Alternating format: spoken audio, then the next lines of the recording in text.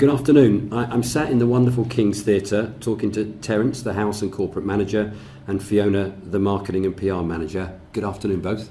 Hello. Good afternoon. So, this wonderful theatre is, as we know, over 100 years old.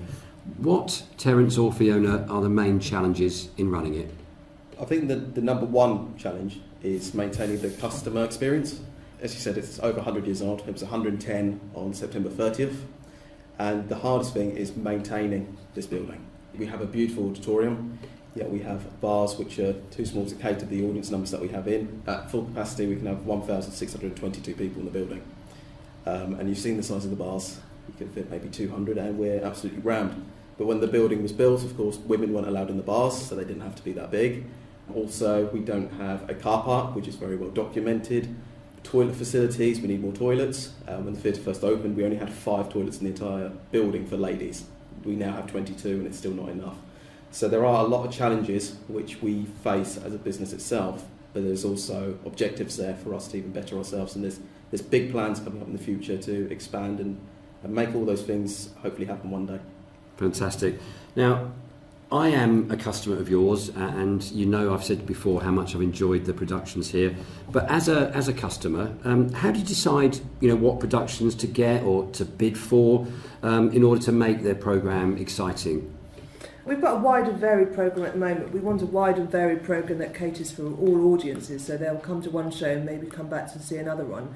We had a new creative director start back in 2016, and his main objective was to bring first-class touring productions down to the south coast, which in 2018 he's definitely achieved. We've got some fantastic shows coming up this year, but we've also got some amateur dramatic societies. The King's Theatre is well known for having Portsmouth Players and Southdown Musical Society, as well as lots of high-class tribute acts as well. Is it a bidding process, or do you get people coming to you saying we'd like to bring our show here? No, they come to us, or we go to them when we know what's on the tour, so we go and speak to them about coming down to the south coast. But it sometimes has to fit in within other programming and what other acts we've got going on at the same time. We don't want 2 musicals back to back, or we don't want 2 magic shows, because we're not going to be able to target audience people or market to 2 magic shows in the same month. So again, interesting. So it's not just the number of bookings. It's actually you want to actually separate them, so you have different things following each thing, so you get a variety. A variety of events, right? Yeah, exactly. Brilliant. I think it depends what else is on in the city as well. We've had shows before when, let's say, other venues around Southampton may have exactly the same show on, so we're not going to then have that show the next month or the month before, because it would defeat the purpose for both venues. But also on that, I think it really is a great feeling when you have other companies who've been here before and they want to come back. They want to come back to the King's Theatre. They have other choices, but they genuinely want to come back. Choose you. So that's an amazing thing, especially when comedians come here. Yeah. So next year I want to come here again. It's a great feeling. It is indeed. Which leads me nicely on to, obviously I come from a business background, so for me, if I'm in a business and I've got competition, I try and outsell the competition. In your cultural and creative industry, do you see yourselves as, and having competitors in the city, or do you just try and work to complement each other? I think we work to complement each other. I think we've all got our own niches, really, to a certain extent, the Guildhall and the New Theatre Royal. But we also work collaboratively. We worked on a collaborative project to drive traffic over from the Isle of Wight this year, and that worked really well. So yeah, we definitely complement each other. We can't be in direct competition all the time. We might try and fight for the same poster site, but no, we complement each other. Which is great to hear. Terence, you talked earlier about the age of the building and some of the interesting statistics about, facilities and whatever. If I absent myself from this thought process, but what do today's theatre goers want from you, both in terms of shows and facilities? It was interesting because there's always been this perception here that it's parking and toilets. I can tell you on show nights when we have 1,600 people in the building, that's definitely the case. The amount of latecomers we have, the toilet queues we have are horrendous. However, marketing recently did a survey, sent it out to how many people? Well, all of our audio, all of our database, but we also did it to the people of Portsmouth via the Portsmouth Evening News. And the one that was 70%, it was high, wasn't it? Show quality, the quality of the show, or what the show was. And where Fiona said about 2018 being an exciting year, like The Sound of Music, Flashdance, Madagascar, Mamma Mia coming to Portsmouth for the first time. They are top-notch shows. But then you have the amateur societies like Portsmouth Players doing Full Monty.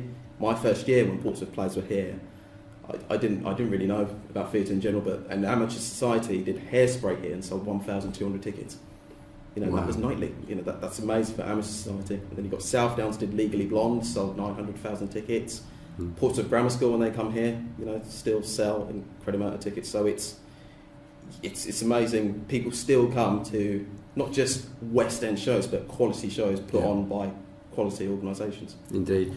Apart from the wonderful pantomime, which I said to you earlier, I had the great pleasure of being here for in December, how do you attract younger members to come and then come back to the theatre? You've mentioned some of the Portsmouth players and South Downs, but have you got a strategy apart from pantomime where you've got dedicated shows during the year to attract the younger people? What we do today, we've had Peppa Pig. So we've definitely driven a much younger audience in today, and we've got David Walliams, Awful Auntie later on in the year, and Madagascar. But we also have started to in fact tomorrow is the first one of toddler tours, where parents are invited to bring their children to do an interactive tour around the theatre, and the toddlers are able to go at their own pace. And we also have a really thriving, vibrant youth theatre as well. And they meet once a week, and they do an annual production, which is absolutely fantastic. And again, we have some really, really good productions on the stage from them, don't we?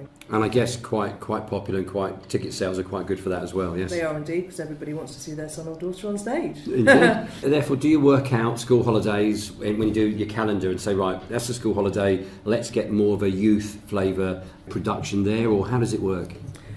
I think that we definitely look at the school holidays because people are away. They're not necessarily always going to be in Portsmouth, and we're always trying to drive people back into Portsmouth, but people who work in Portsmouth and live in Portsmouth and maybe are at the youth theatre don't necessarily want to come be here during the school holidays.